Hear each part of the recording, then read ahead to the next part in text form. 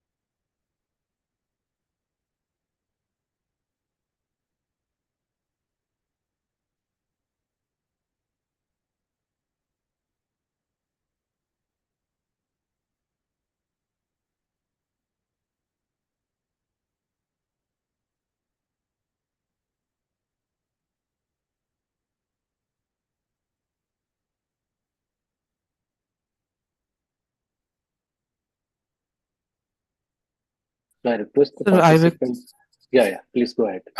So why do we call the algorithm of the adversary a probabilistic polynomial time? Polynomial. Yes. Why Okay.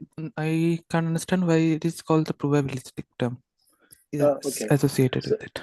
okay. So basically, the thing is, first of all, we have to assume that the adversary's running time is polynomial time. Otherwise, you cannot get key reusability. Right? Is that thing Yes, sure. clear? Forget about Yes. the probabilistic part. Is that part is clear? Yeah, that part is clear. Now, since we assume that encryption algorithm also has to be randomized, right? Because otherwise, you cannot get Yes. the meaningful notion of security if you want to reuse the key to encrypt the same message, right? So Yes. basically, we are making the adversary more powerful. We are actually, so it's fine if adversary can do only deterministic computation, but that's not a restriction. So we do not put restriction that adversary should only be restricted to perform a deterministic computation to break my algorithm. It's free to do any kind of computation as long as it requires polynomial. So it could be either some randomized computation, it could be a deterministic computation, it could be a mix of both. So that's why actually we are trying to give adversary more flexibility. So we are not putting any constraint on adversary's nature of computing, even though its running time is bounded by polynomial time. Because typically randomness give more power to your computation. That's the intuition here. So would you differentiate between what do you mean by the adversary with Being deterministic deterministic. and Okay. probabilistic? So, for example, deterministic means he cannot make random guesses at any step. So he has to do all his computations right from beginning to end deterministically as function of whatever are the things that he has already got access to. So typically, the Yes. things that will be accessible to the adversary will be the ciphertext, some past messages, probably if you are in the chosen plain text attack model or if you are in the known plain text attack model. And apart from that, the knowledge of the steps of the algorithms and the key space, message space, and ciphertext space. So whatever is the strategy for the adversary, he's not allowed to do any random computations at any step or any random guess or anything of that sort. So of course, that's weakening the adversary. Actually. Yes. Yeah. Now it is clear. Yeah. Thank you. So I request all the participants feel free to unmute yourself and ask your questions and try to utilize this session to clarify your doubts. Good afternoon, sir. Good afternoon, Nakul. Sir, my question is why asymptotic approach is better than concrete approach? I never said exactly that way that it's better. Theoretically, it's better. But finally, when you want to deploy any scheme in practice, you have to go for concrete security where you have to select the value of your security parameter, which typically is the size of your key uh, if it's a symmetric key based encryption. And then you have to see that if you say, for instance, pick a key size of 128 bits, what's the advantage adversary gets in attacking my scheme? Is that probability good enough for your application to tolerate? The asymptotic approach is good if you are doing theoretical analysis, as long as anything which is negligible, advantageous for the adversary, I'm happy with. But how negligible, what negligible quantity in practice is actually good enough for you, you have to decide judiciously. So if I made a statement that asymptotic approach is always the best, then I'm sorry, that's wrong statement. I never intended to say like that. What I meant to say is that for theoretical analysis, asymptotic approach is good enough because we cannot do analysis. We cannot have multiple analysis for multiple values of keys, right? So I cannot do one analysis assuming take this to be the value of the key, and then I show that okay, this will be the advantage of the adversary, and then again I change the size of the key and derive another analysis showing this will be the advantage of the adversary, and so on. Instead, what I can do is I can do an abstract analysis where I assume some function of the security parameter, and then I state the advantage of the adversary as well as the running time of my algorithm as a function, asymptotic function of that parameter. So that's convenient as far as theoretical analysis is concerned. So the way you can interpret, I can give you an analogy. Are you familiar with sorting algorithms in data structures? Like Yes, sir. you have bubble sort, quick sort, etc., right? Yes, sir. So which algorithm you prefer? If I ask you to choose one, Sir, will you prefer merge sort over bubble sort or what? sir, I compare its time complexity and what is the need of my program. Right. So time complexity wise, which one is better? Is merge sort better or quick or bubble sort better? So just to recall, bubble sort requires n square comparison in the worst case if your Yes, array sir. is already sorted, whereas merge sort will always require n log n, right? Asymptotically. So now you will say asymptotically n log n is better than n square, so I will prefer an n log n algorithm. But wait, if you want to deploy it in practice, depends on the value of n, whether n log n is actually less than n square. So for small values of n, in fact, n log n might be bad compared to n square. But for it's only for very large values of n, n square actually becomes worse comparison to n log n. So even though the asymptotic notation looks good, uh, because you are comparing everything in terms of n, but then if you compare the concrete running time of bubble sort versus the concrete running time of merge sort, then it's not always the case that merge sort is better than bubble sort. Okay, so it's only for large values of n and so on. So similarly, in the asymptotic analysis, it's only when key size become very large, the advantage of the adversary becomes negligible. Because if I keep on increasing the value of k, the security parameter, the size of the key, and suppose the advantage of the adversary is 1 over 2 to the power k, then 1 over 2 to the power k may not be always a small quantity for small values of k. So you have to select, you have to decide what should be the right value of k so that 1 over 2 power k indeed becomes a very small quantity. So theoretically, 1 over 2 power k is negligible. I will say, yes, my algorithm is secure enough. But then if someone asks you what should be the value of k, you have to decide. You cannot say k equal to 2 should be good enough. Because if you pick the key size to be 2 bits, then 1 over 4 advantage is a significant advantage. Whereas you are looking for something of order of 1 over 2 power 56 or something of that sort.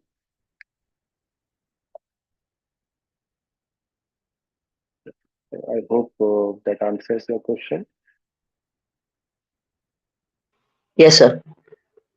Uh,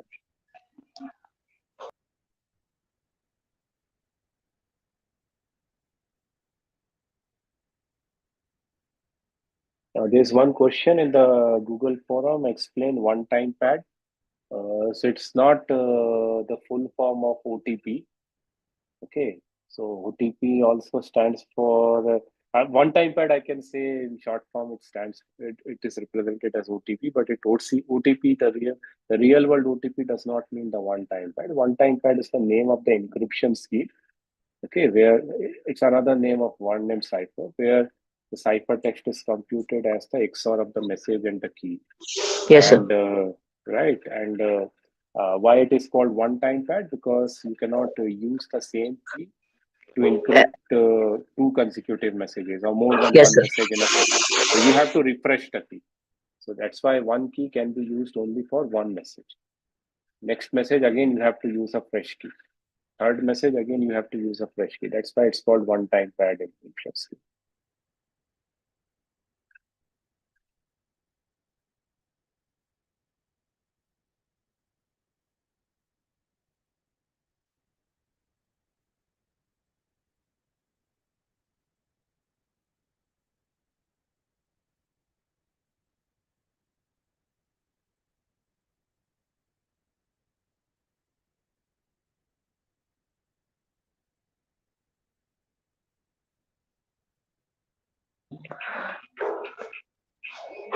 Sir, there's one question.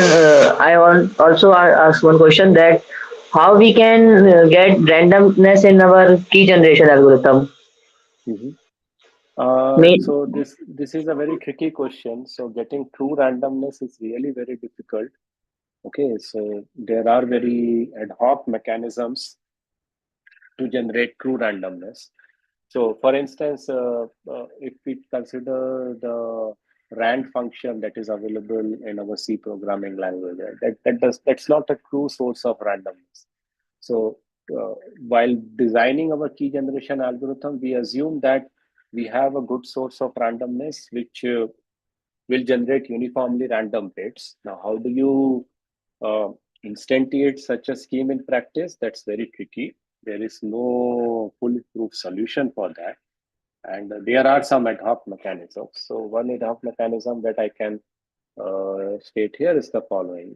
So, you can imagine that there is some program which is running in your operating system as part of your operating system, which keeps tab of your mouse movement, how frequently you are moving your mouse, or how frequently you are pressing the keyboard. And depending upon that, it is producing a stream of zeros and ones. Now, this sequence of zeros and ones will be very unpredictable because your pace of moving the mouse cursor or your pace of pressing the keyboard buttons is highly unpredictable. But this is not a uniformly random binary string because it may be possible that you are generating more number of zeros, less number of ones, and there are some biases.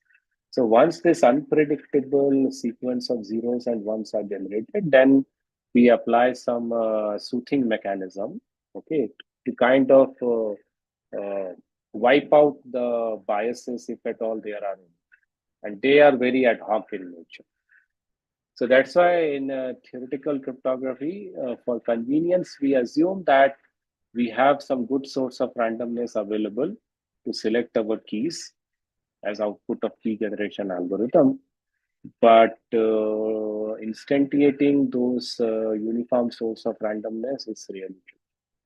And that's why we typically aim to have encryption schemes where true randomness is required in a very minimal amount. We do not, so that's why one-time pad scheme, for instance, is very bad because there the amount of randomness which is required, the amount of true randomness as part of key which is required should be as large as the message. And that too, you need it for every new message. Whereas if you take stream ciphers or pseudo-random number generator based construction, there you have to somehow take the trouble to generate the true randomness only very small amount because that can be expanded to generate pseudo randomness, and then using that pseudo randomness you can encrypt large messages. But yes, as far as this course is concerned, I simply assume that we have some true source of randomness. to implement to generate our keys from the key space.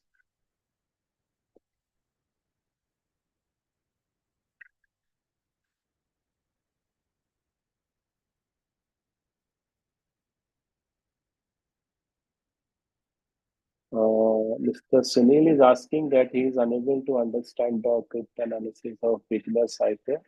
So may I know what is not clear exactly? Yeah.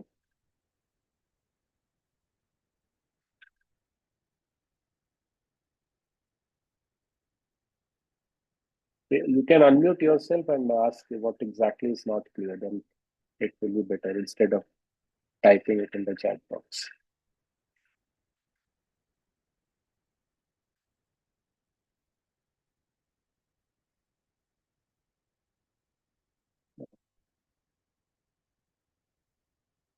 How they get back the key?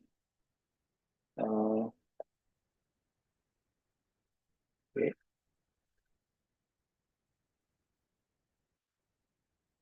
So basically, we are doing the frequency analysis there, right? Okay, first of all, if I take that encryption scheme in a more powerful attack model, so for instance, if I take it to the ciphertext and only attack model, or if I take it to the known plain text attack model, then it's very easy to break it, right? Because in the known plain text attack model, I will be having access to many plain texts encrypted using the Wigner cipher under the same key, and then I can always do the reverse engineering, reverse mapping, or in fact, I can see if the same message has been encrypted 2 times or not. I can easily find out if all the messages in my session are encrypted using the Wigner cipher, because the Wigner cipher is a deterministic encryption scheme. So if my message was, say, hello, Mr. Sunil, how are you? And if I have encrypted this message 2 times, okay, then both the times it will be resulting in the same ciphertext, because it's a deterministic encryption scheme. And that itself is a break in my scheme.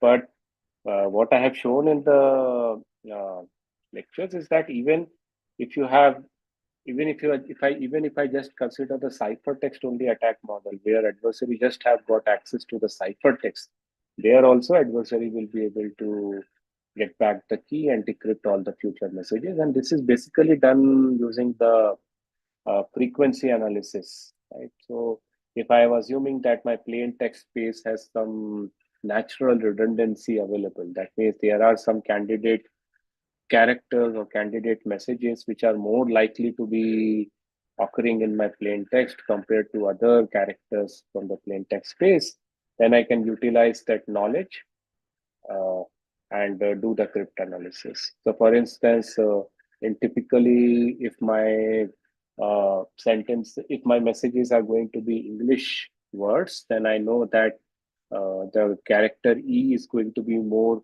likely to occur compared to other characters, and so on. Similarly, if I consider the bigrams, then TH is going to occur more frequently compared to other bigrams. THE is more likely to be the trigrams compared to other trigrams, and so on. So this data will be already available to an attacker. And now what it has to do is it has to find out the similar statistics for the ciphertext, which character is occurring most frequently, which bigrams are occurring more frequently, and so on. And then it can utilize the attacker can utilize the relationship between the frequency analysis data available for the plain text space to the frequency data analysis available for the ciphertext. And then it can find out some missing characters, some candidate characters of the key. And then once the some of the characters of the key are leaked, it can easily find out the other characters. So it won't be a full-fledged brute force effort for the adversary. That's basically the intuition.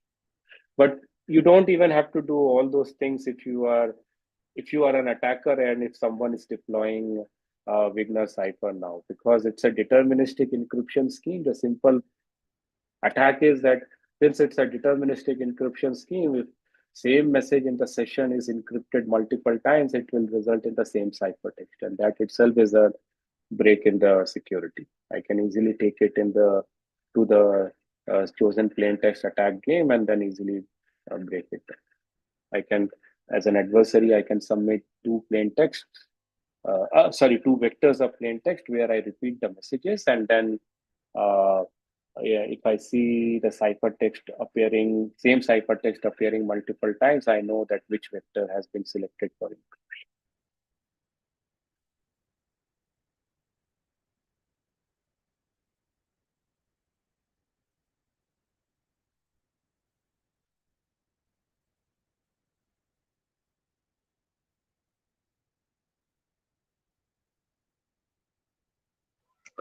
So there's also I also want to ask a question that today we know that new AI technologies are developing and DeepSeek AI is developed.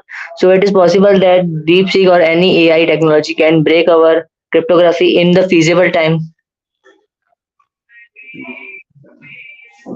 I don't think so. It can at max guess the value of key, irrespective of how well trained you the model. And if you're, because if I take, say, for instance, a well-known symmetric key encryption algorithms, uh, it's based on the confusion and the diffusion paradigms, basically, right? So the uncertainty in the key has created certain amount of confusion for the adversary. So the whole goal of the adversary is to find out the key.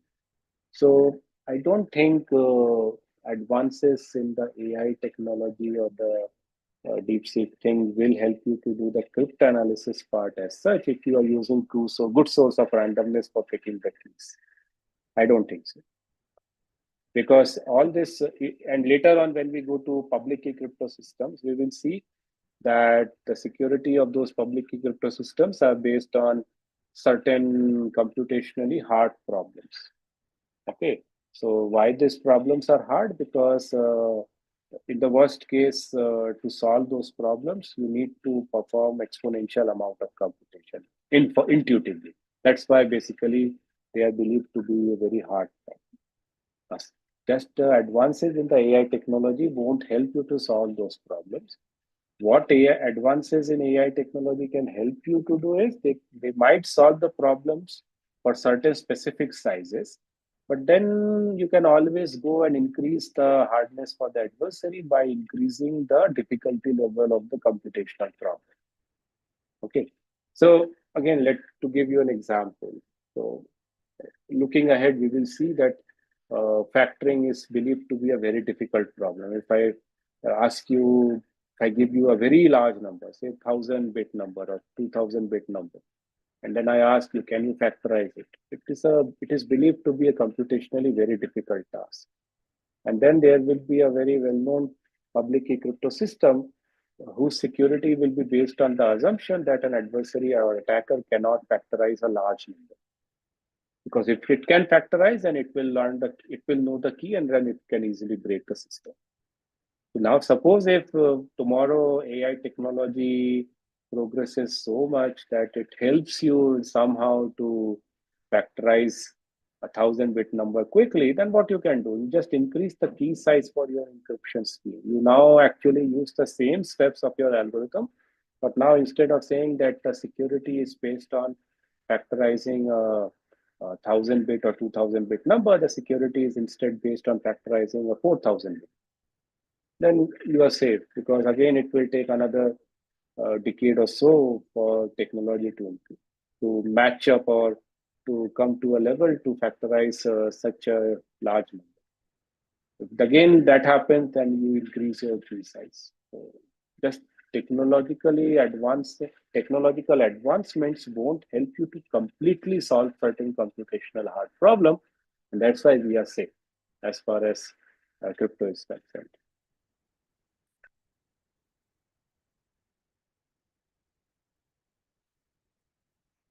The drawbacks of, so Sumant is asking, what are the drawbacks of symmetric crypto? The drawbacks are that key agreement. So everything works perfectly fine if both the parties, namely the sender and the receiver, have the same key to begin with. But then how do you ensure that they have the same key and no third party have access to that key? That's a setup we assume that's already available, and then only you can deploy asymmetric key encryption scheme. Okay, but getting that setup requires some work. That's the only disadvantage. Otherwise, it's very good because the key size are very small compared to publicly crypto, and computationally, uh, it's several order of magnitude faster than asymmetric key crypto.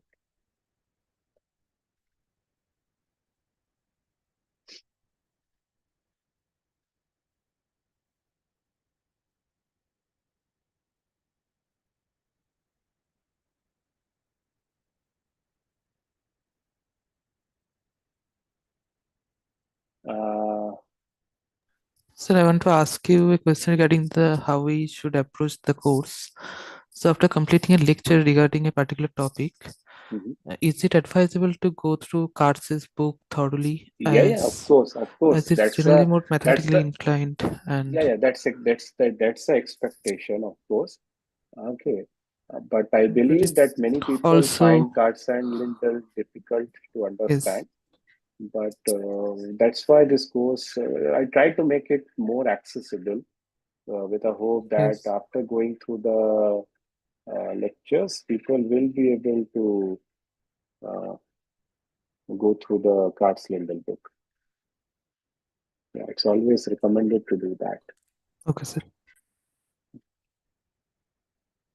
So someone is asking for the slides. So I think I have already posted it uh, on the discussion forum. All the slides I have shared, I think so. If not, then I will definitely share it.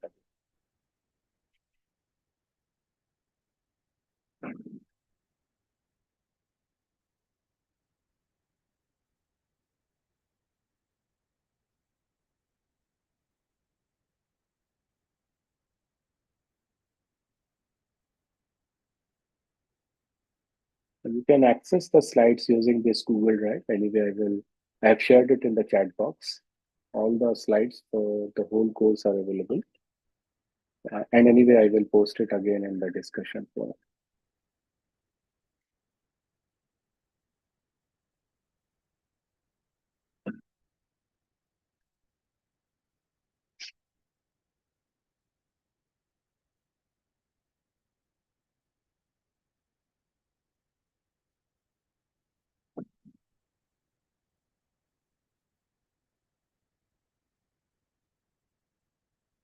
Uh, if so Ishan is asking that can we make one-name cipher secure in the CPA model if the key is unique? What do you mean by unique key? Do you mean to say that for every message I am using a fresh key? Is that your Yes, definition sir. of unique? Yeah, yeah. Yes, Then sir. definitely, Unique on time. Then I can always make it CPA secure because then the dependency vanishes, right? You cannot adversary cannot relate all the messages of the session with the same key because for him Yes, now every sir. We message has had an a. assignment question regarding that, and there it was given it's not CPS secure. Is it so? Which assignment you are talking about? Week one, quiz one, sir. Just hold on, please. Question number 4. Just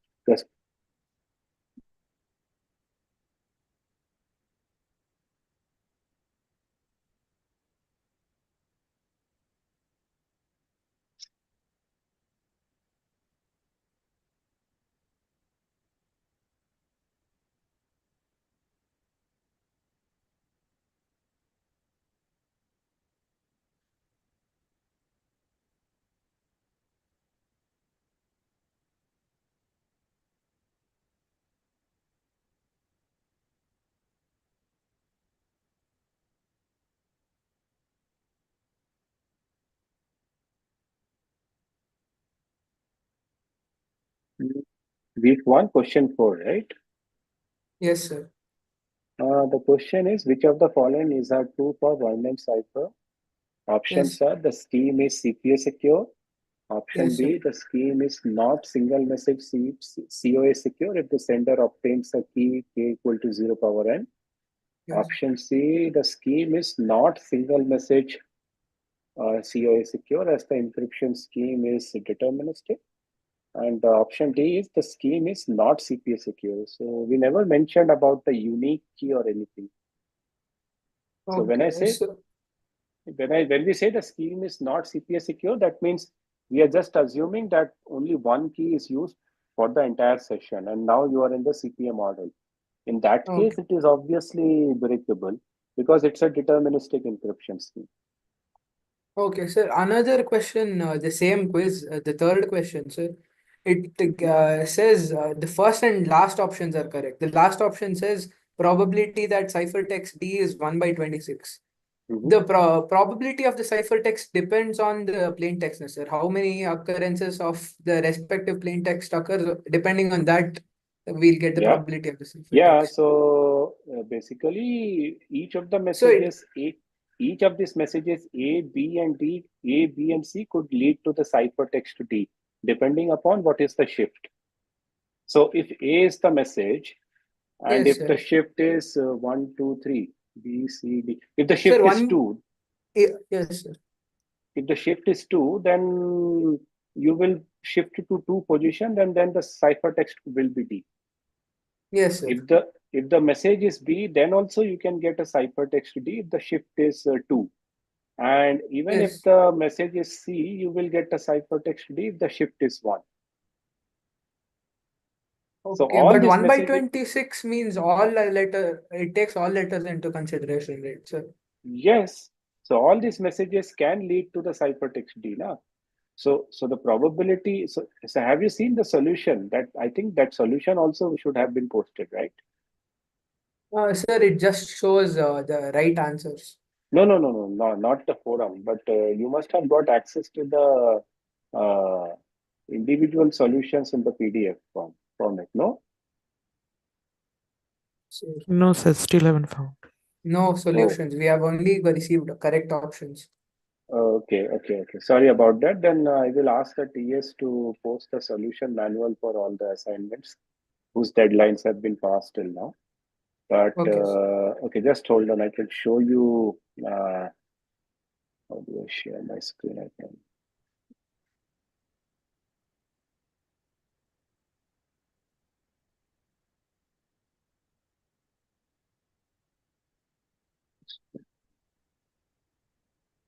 Are you able to see the PDF on the screen? Yes, sir. Yes, sir. Ah, so this is the solution for the third question. Okay, so the Oh, probability that the ciphertext is D depends upon the following probabilities. That what is the probability that the message is A and the key generation gives you the key being 3. yes. That combination can lead you to the ciphertext D.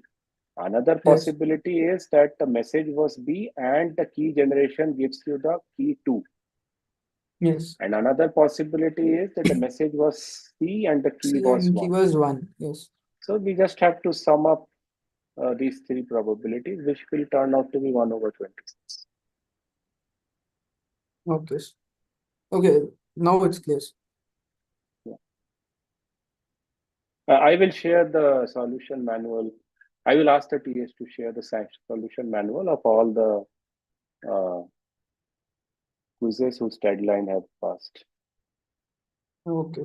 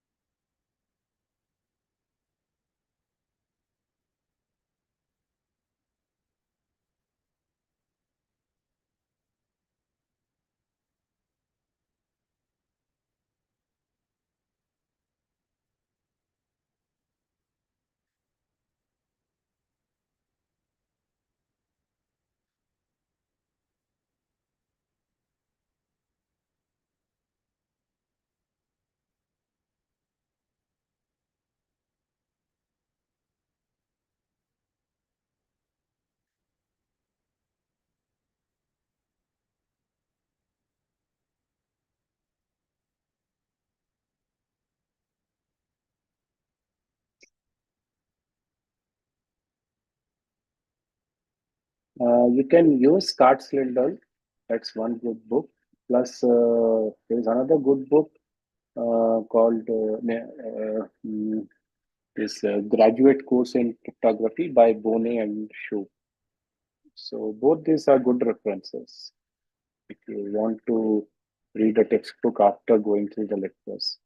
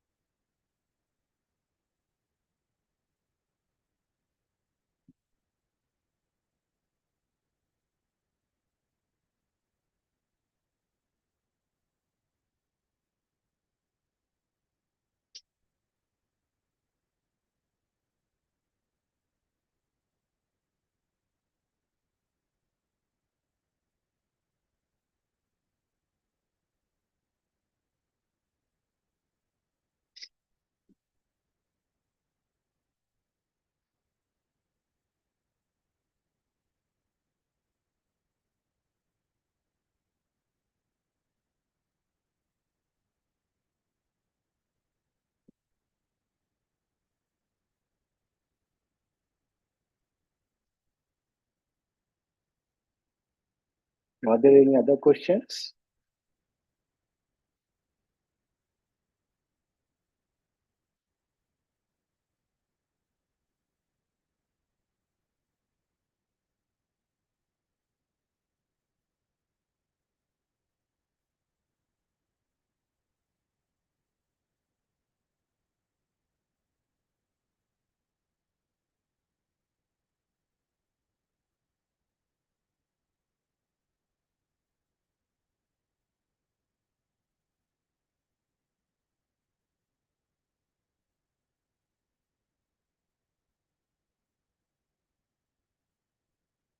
Mr. Sunil is asking which domain is the best to do research in cryptography.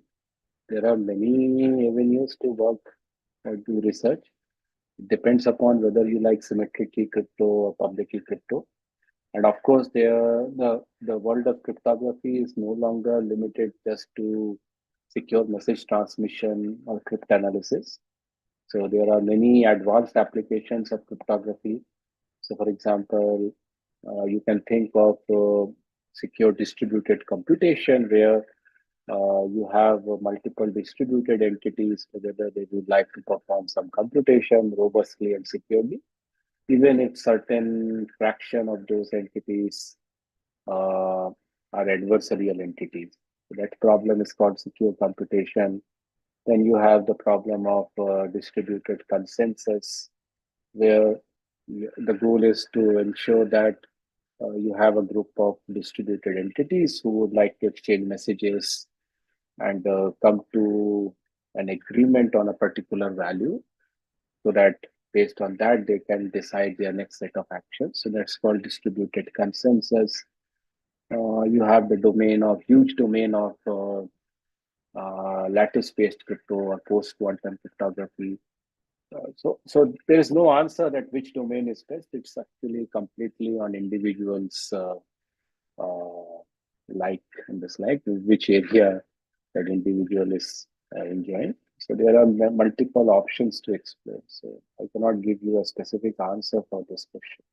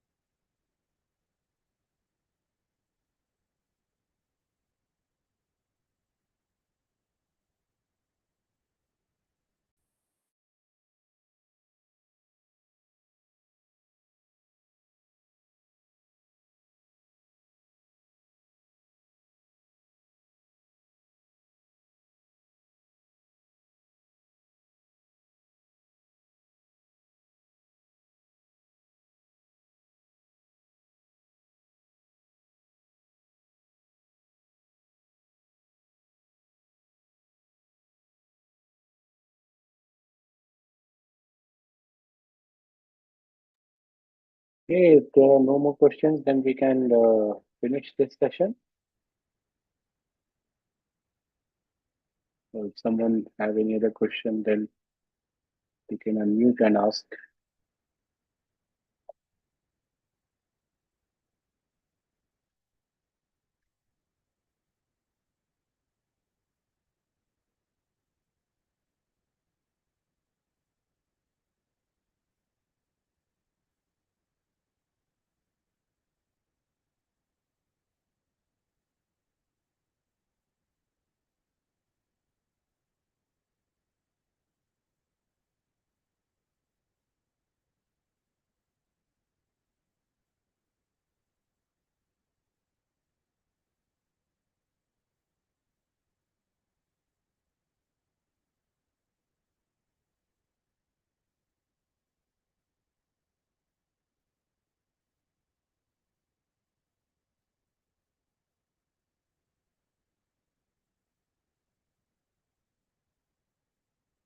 Okay, then. Thank you everyone for joining, and hope to see you in the during the next session. Thank you.